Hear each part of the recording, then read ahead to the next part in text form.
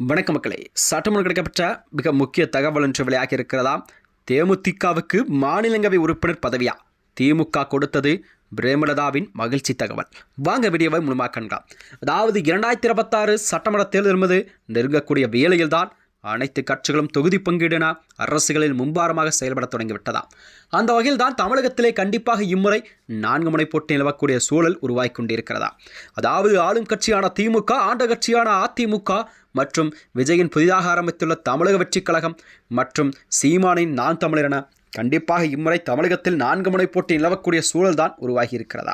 தமிழ்நாட்டிலே அதாவது என்ஆர் இளங்கோ, செல்வரசு, தம்பித்துரை, திருச்சி சிவா, கனிமொழி, சோமு மற்றும் ஜி.கே. வாசன் ஆகியோரின் மாநிலங்களவை பதவிக்காலம் கண்டிப்பாக கூறிய விரைவில் முடியக்கூடிய சூழல் உருவாகி இருக்கிறது. இந்த நிலையில் தான் இந்த 6 மாநிலங்களவை உறுப்பினர் பதவிக்கான தேர்தல் என்பது மார்ச் 16ஆம் தேதி நடைபெறவுள்ளதாக அரசியல் வட்டாரத்தில் ஒரு பேசப்படும் செய்தியாக பார்க்கப்படுகிறதா?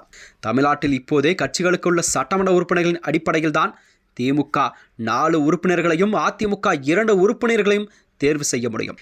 இந்த நிலையில் தான் திமுக கூட்டணியில் அண்மையில் இணைந்த தேமுதிகவுக்கு ஒரு மாநிலங்களவையிடம் ஒதுக்கீடு செய்யப்பட்டுள்ளது. அது மட்டுமன்றி சென்னை அண்ணா அறிவாலயத்தில் முதலமைச்சர் மு.க.ஸ்டாலின் முன்னிலையில் இதற்கான ஒப்பந்தம் கூட கையெழுத்தி விட்டதாக சொல்லப்படுகிறதா?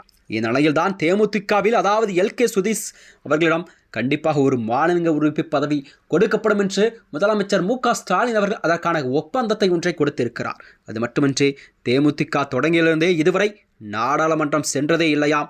அக்கட்சியின் வரலாற்றிலே முதல் முறையாக நாடாளுமன்ற பிரதிநிதித்துவத்தை பெறத்திருக்கும்.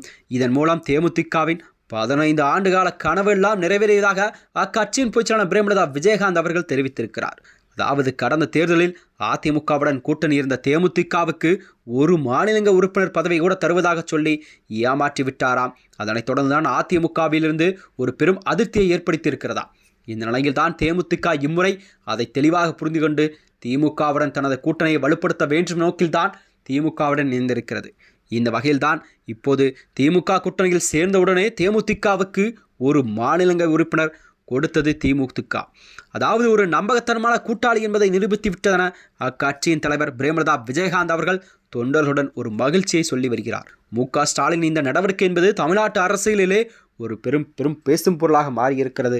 இந்நிலையில் தான் தேமுதிக கேட்ட அந்த ஒரு ராஜ்யசபா சீட்டை கண்டிப்பாக திமுக தலைமை அவர்களுக்கு தருவதாக ஒப்பந்தம் கூட கையெழுத்திட்டதாக அரசியல் வட்டாரத்தில் பேசப்படுகிறது.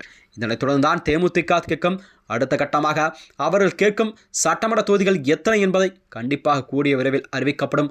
அவர்கள் கேட்கும் அந்த சட்டமன்ற தொகுதிகளை திமுக தலைமை அவருக்கு வழங்கப்படுமா என்ற நிலைகள் தான் பார்க்கப்பட்டு வருகிறதா?